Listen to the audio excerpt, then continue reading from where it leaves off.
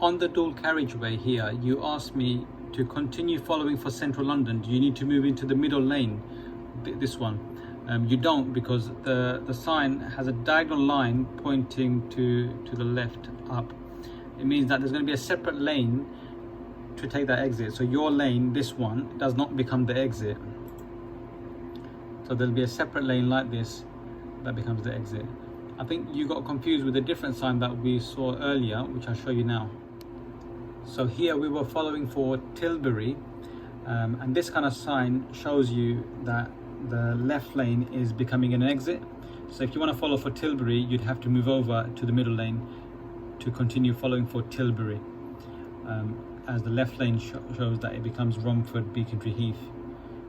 So at this roundabout, we're going to be going left first exit towards where that bus is. It's not straight ahead as the curb sticks out, so we must check the left mirror, give a left signal to distinguish that we're going left and we're not going right. Because the curb sticks out, we must give a left signal to show we're going left. So here we're following ahead at the mini roundabout. Approaching the mini roundabout, there are two lanes, this one, and that's the roundabout sign. We're going to go ahead. Now because there's two lanes, we're going to stick to our lane going straight over the roundabout. So we're going to give way to the right, which is the red van. So that red van is not signaling to turn this way, so we can go ahead. Now because there's another lane to our left, we can't come to the roundabout and go around the circle as we discussed. We must go straight over the circle to make sure we don't impede in the people who are using the left lane. So the van's not turning, it's got no signal on, so it's going to keep straight over, keeping in our lane. And at mini roundabouts, when we turn right, we don't want to mislead anyone into thinking that we're turning left. So we're not going to turn left, swinging to the left around the circle. We're going to keep as close as we can to the circle while we turn right. Then we started following the signs for East Ham. So we have to read this board to determine if we need to use the left lane or right lane on approach to the roundabout.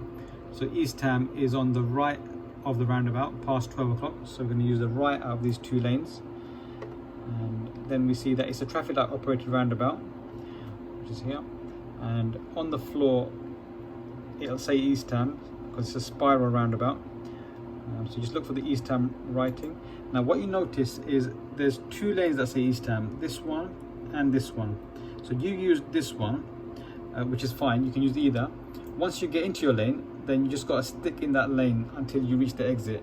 So as you can see, both lanes, the one you're in and the one on your left, they're both going to take the exit for East Ham, which is the one coming up.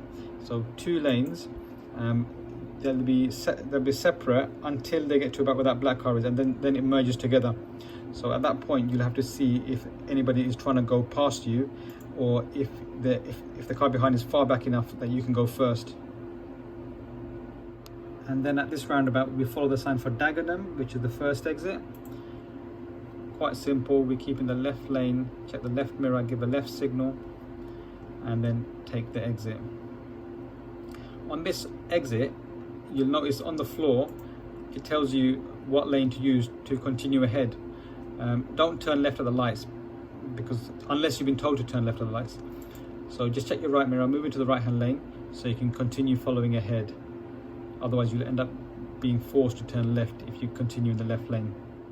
Then we came to this roundabout where we took the second exit to your right. So it's this weird one that doesn't actually feel like a roundabout, but because the examiners call it a roundabout, we'll also treat it as a roundabout. So there's a give way here, give way to your right, as you normally would.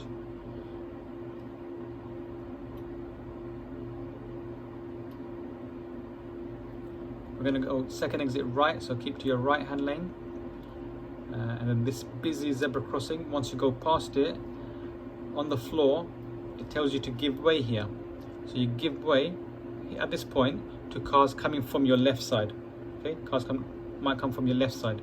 So here, check to your left side, give way if anything's coming, or carry on if nothing's coming. We took a right turn here at these lights.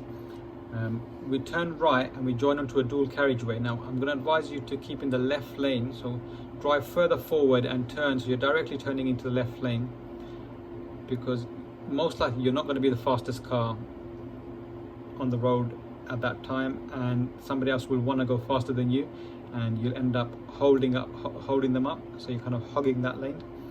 So if you do end up going to the right hand lane by mistake, just check your left mirror and come back to the left lane as soon as possible.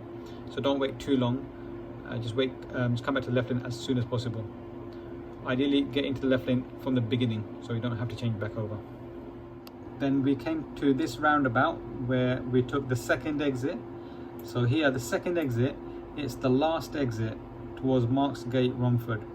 And because it's the last exit, even though it's at 12, we're going to use the right hand lane. So Collier Road will treat like a left turn, and Marks Gate will be treated like a right turn. So we're gonna go second exit. So we're gonna treat it like a right turn, stay in the right hand lane, check the right mirror, give a right signal, and then we'll take the second exit from the right lane.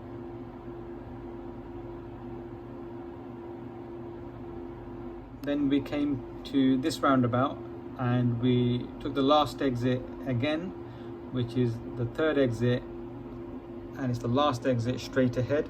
So we treated it like a right turn because it's the last exit. So here on your left is the first exit, and there's the second exit, and then the third exit is coming up there. Check your left mirror, give a left signal, and take the third exit. Here we took the second road on your right. So the first one is just there, and the second one you can move into the middle lane for turning right, and it's just after the zebra crossing.